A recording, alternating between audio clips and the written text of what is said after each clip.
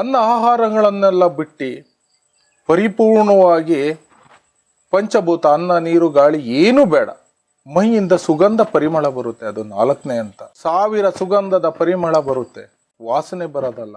ಈ ಸ್ಥಿತಿ ನೋಡಬೇಕು ಅಂದ್ರೆ ಈಗಿನ ಒಂದು ಕಾಲಘಟ್ಟದಲ್ಲಿ ನಾನು ನೋಡಿದ ಚೈತನ್ಯ ಅಂದ್ರೆ ಯಡಿಯೂರ ಹತ್ರ ಇರ್ತಕ್ಕಂಥ ಸಿದ್ದಪ್ಪಾಜಿ.